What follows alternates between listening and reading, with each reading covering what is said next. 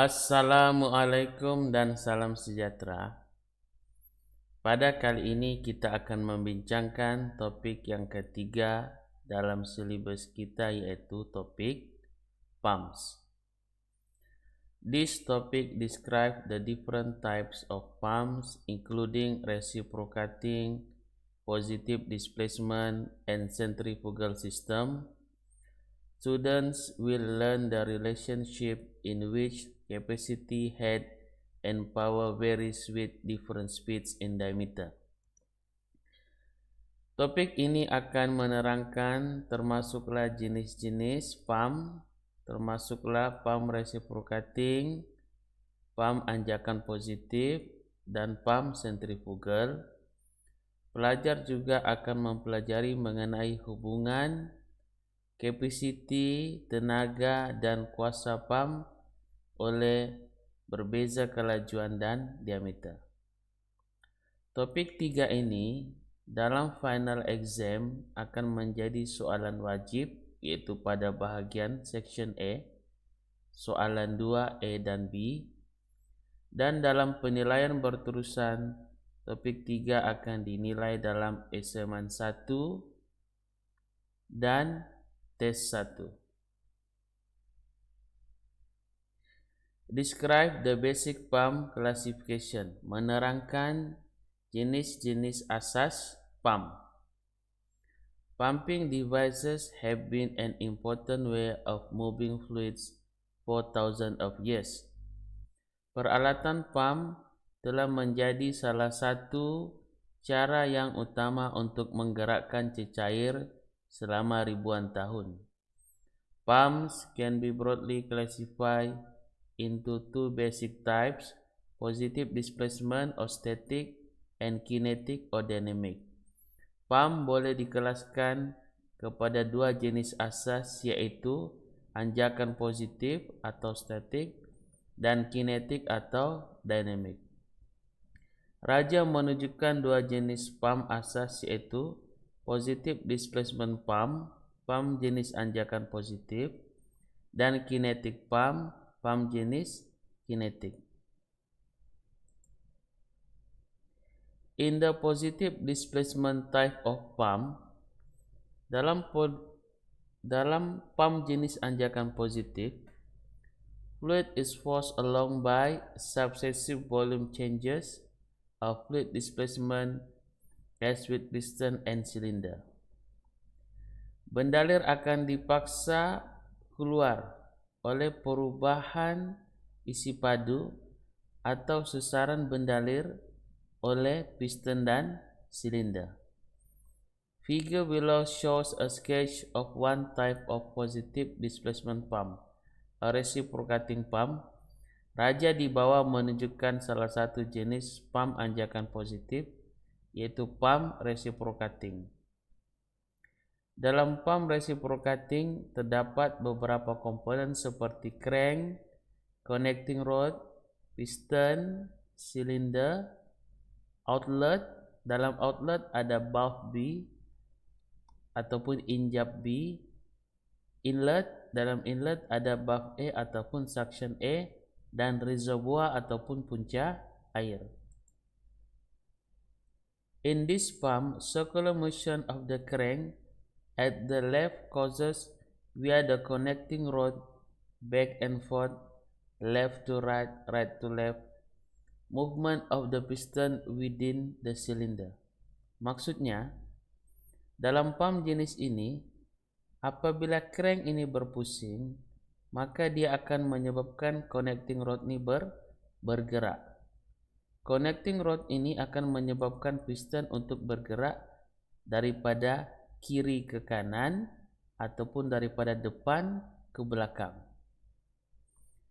As the pistons move leftward, it creates vacuum within the cylinder, causing liquid to rise from the reservoir into the inlet through a one-way valve A and into the cylinder to the right of the piston.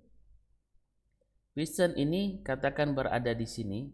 Bila dia bergerak ke kiri, bergerak ke arah sini, maka akan terjadi ruang vacuum di dalam silinder ini menyebabkan tekanan udara yang lebih kuat di luar menolak air masuk ke dalam inlet dan melalui injap E seterusnya masuk ke dalam silinder.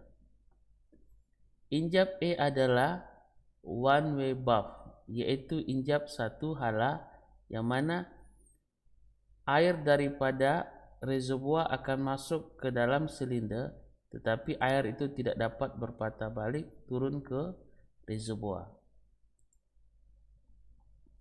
During the leftward movement of the piston, one way valve remains closed.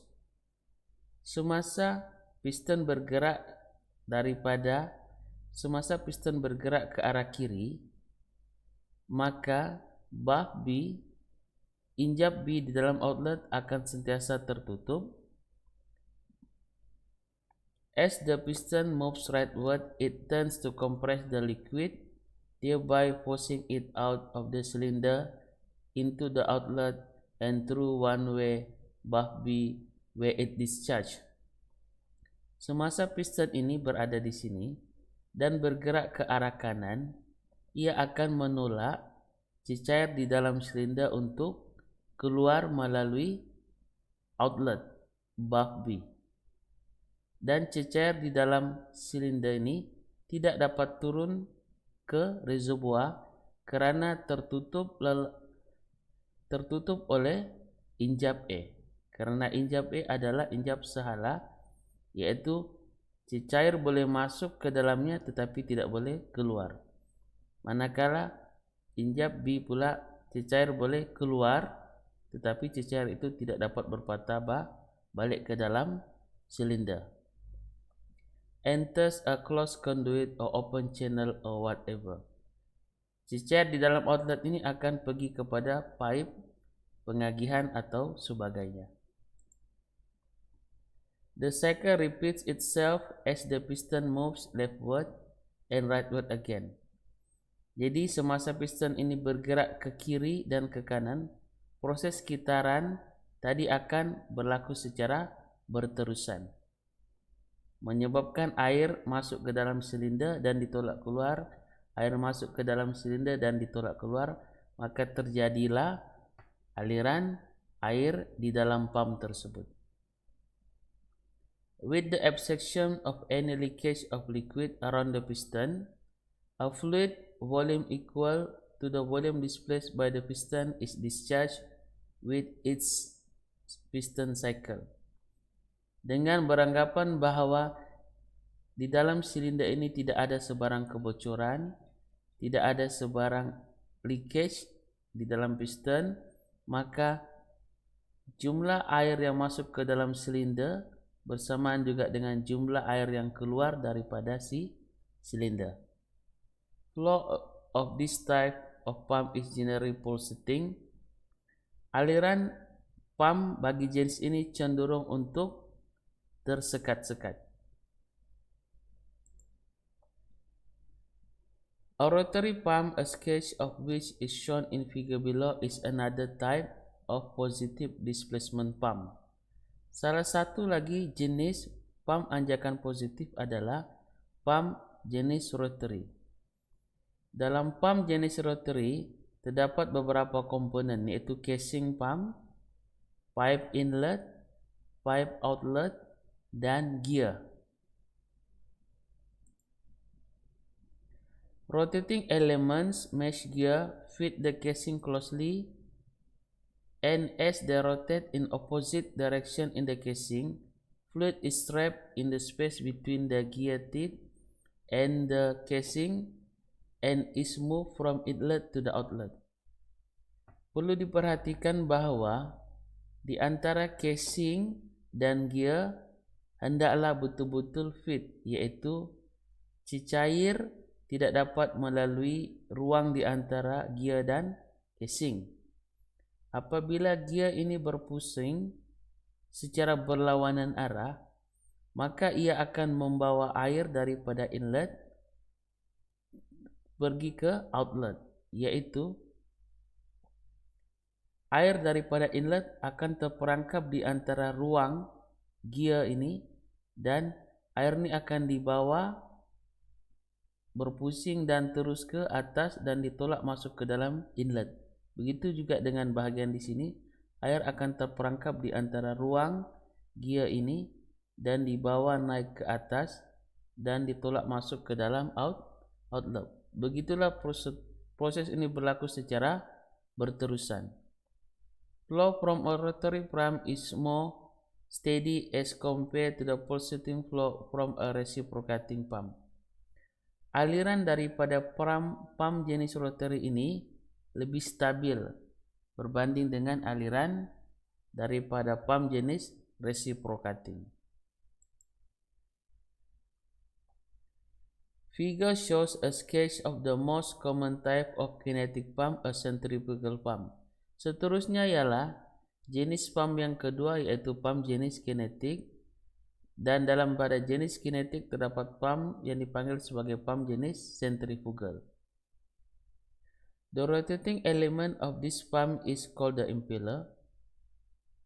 Elemen yang berpusing dalam pump ini dipanggil sebagai impeller, yaitu benda bulat ini yang dipanggil sebagai impeller. Dan ini juga, maka elemen ini yang akan berpusing dan menolak air. Figure B gives a section view through the inlet and pump. Fluid enters from the left and moves to the center of the rotating impeller. Rotating shaft ini menyambungkan di antara motor elektrik ataupun enjin kepada rotating impeller yang akan menyebabkan rotating impeller ini berpusing. Air masuk daripada inlet dan dia akan masuk ke dalam impeller. Apabila impeller ini berpusing, dia akan menolak air ni ke dalam volute, terus kepada casing dan terus kepada outlet. Okay. Dalam pump jenis centrifugal perlu diingat beberapa komponennya, itu dia ada casing, ada volute, ada inlet dan ada outlet, dan ada impeller. As shown in figure A, which is another section view through the pump at a right angle to the inlet, the fast rotating impeller throws fluid outward, adding energy to the fluid. Air akan masuk melalui inlet, dan daripada inlet air masuk ke dalam impeller. Impeller akan berpusing dengan sangat laju dan akan menolak air tersebut ke dalam volute. Dan air di dalam volute akan ditolak masuk ke dalam casing dan seterusnya kepada outlet ataupun diffuser. Impeller ini memberikan tenaga kepada air untuk dia bergerak daripada volute dan seterusnya keluar kepada outlet. As fluid is thrown outward, it enters and pass through the volute. Apabila impeller ini berpusing, maka ia menolak air ini masuk ke dalam volute. Then the diffuser and into the discharging pipe, dan air di dalam volute ini akan bergerak masuk ke dalam casing dan seterusnya kepada outlet, dan seterusnya kepada pipe penghantaran ataupun pipe pengagihan. While fluid velocity decrease gradually, causing a pressure increase. Pada bahagian di sini air berpusing dengan sangat laju dan air telah ditolak masuk ke dalam volute. Apabila air masuk ke dalam volute, maka laju air telah menurun, tetapi tekanan air telah bertambah, menyebabkan air tertolak masuk ke dalam casing dan ke dalam outlet. The result of conversion of kinetic energy to the fluid pressure. Ini berlaku kerana tenaga kinetik daripada impeller ini telah menyebabkan air bergerak, dan pergerakan air yang laju itu telah berubah menjadi perlahan di dalam volute dan casing. Perubahan tenaga kinetik itu telah berubah kepada tenaga tekanan di dalam pump.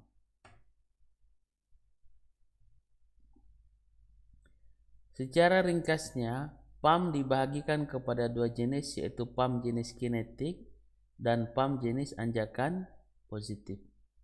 Dalam pump jenis anjakan positif terbagi kepada kedua, yaitu reciprocating pump dan rotary pump. Dalam pump jenis kinetik terbagi kepada centrifugal, dan pump centrifugal terbagi kepada dua, yaitu radial flow and mixed flow dan axial flow.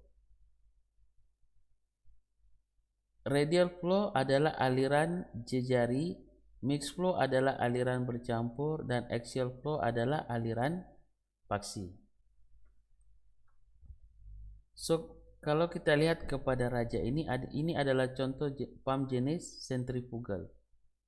Oke, so ini adalah impeller, ini adalah shaft, yaitu yang menyambungkan impeller dengan engine yang akan menyebabkan impeller ini berpusing. Air akan masuk ke dalam impeller ini dan dia akan berpusing dan menolak air ini masuk ke dalam volute. Volute seterusnya masuk ke dalam casing dan air akan ditolak ke atas masuk ke dalam discharging pipe. Ini pula adalah pump jenis rotary. Ini adalah mesh gear ataupun gigi-gigi gear. Maka air akan bergerak disebabkan oleh terperangkap di antara ruang-ruang gear ini, dan air akan ditolak keluar masuk ke dalam pipe outlet. Ini pula adalah pump jenis reciprocating, yaitu pump yang menggunakan konsep piston dan silinder. Sekian, terima kasih.